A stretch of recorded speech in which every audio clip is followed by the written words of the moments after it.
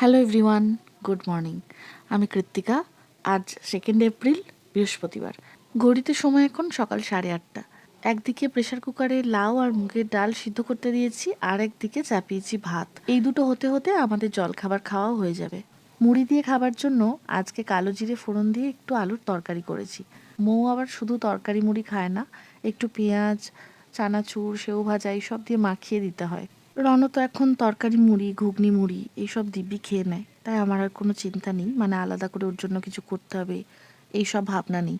আর খাওয়া দাওয়ার পরে রণ দাদুর কাছে পড়তে বসেছে, তাই ওকে পড়ানো থেকে এখন আমার আপাতত ছুটি। আজকে যা যা রান্না হবে সেই হিসাব মতো সবজি রিনাদি কেটে দিয়ে গেছে, তবে ফুলকপিটা সবসময় আমি নিজে হাতে কাটি। জানি না কেন, এটা অন্য কেউ কাটলে আমার ঠিক মন শান্তি হয় না। এই উডেন কোস্টারগুলো জ্যোতিদা অর্ডার করে দিয়েছিল আমাদের বাড়ির জন্য, গরম কোনো কিছু টেবিলে এনে রাখার জন্য। এগুলো ভীষণ প্রয়োজনীয়। আমার যদিও টেবিল ম্যাট রয়েছে, কিন্তু সেগুলো যখন কাচবো বা পরিষ্কার করব তখন আমার এগুলো ভীষণ কাজে লাগবে।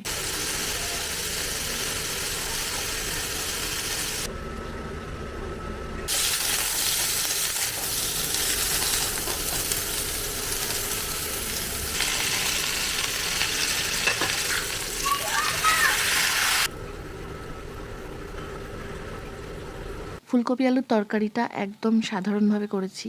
ফুলকপি আর আলু দুটো মোটামুটি একটু ভেজে নিয়ে তার মধ্যেই আদা জিরে বাটা দিয়ে দিয়েছি, একটু টমেটো দিয়েছি, ভালো করে কষিয়ে জিরে গুঁড়ো, ধনে গুঁড়ো, গরম মশলা গুঁড়ো দিয়ে আরও একটু কষিয়ে নিয়ে জল ঢেলে দিয়েছি। ফুলকপির তো নিজস্ব একটা গন্ধ আছে, খুব বেশি মশলা দিয়ে রাঁধলে সেই গন্ধটা চলে যায়।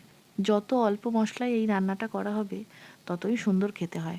এরপর কাটলাম একটু স্যালাড, শসা, পেঁয়াজ, টমেটো আর লেবু। একদম খাওয়ার আগে নুনটা মেশাবো, না হলে জল কেটে যাবে।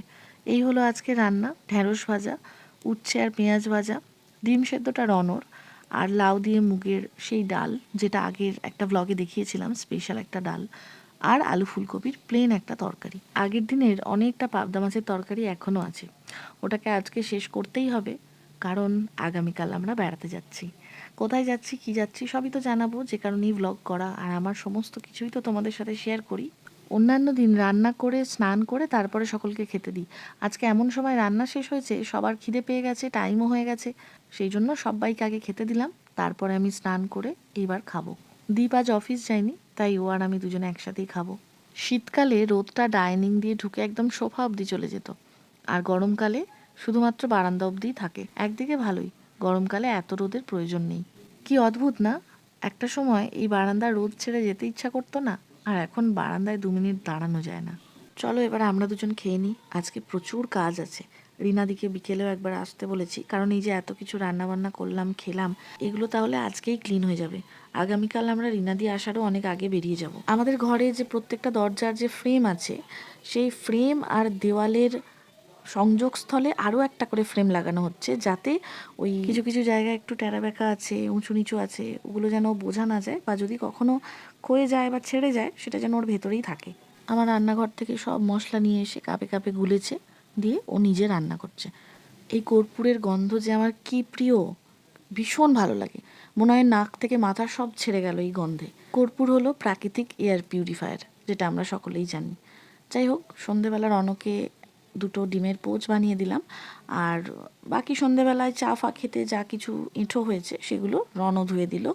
তারপরে রণ গেল তার বাবার সাথে গাড়ি আনতে, মানে আমরা জুম কার থেকে একটা গাড়ি বুক করেছি, যেটা নিয়ে আগামীকাল ঘুরতে যাব, সেটাই এখন বাবা ছেলে মিলে আনতে যাবে। আমি বেরিয়েছিলাম একটু বাজারে, সেখান থেকে আসার সময় আজকে রাতের জন্য রুটি আর তড়কা নিয়ে এলাম। এখন দাদুকে খেতে দিয়ে দিচ্ছি, দীপ এলে আমি আর দীপ একসাথে খাবো। আর রনর জন্য ভাত আছে, ও তো এসব খাবে না। ওরা যখন ফিরলো দেখছি রনও একদম ঘুমিয়ে কাদা। ভালোই হয়েছে, ওকে শুইয়ে দিলাম। তারপরে আমি ব্যাগটা গুছিয়ে নিলাম। যাচ্ছি 2 দিনের ছুটিতে, কালকে সকালে বেরোবো, পরশু দিনটা থাকবো, তরশু দিন ওখান থেকে আবার ফেরত চলে আসবো।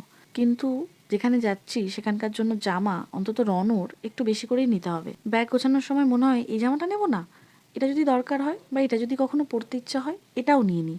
এই করতে করতে তো প্রচুর জামা কাপড় হয়ে যায়। যাকে চলো এবার তাড়াতাড়ি সব গুছিয়ে শুয়ে পড়ি।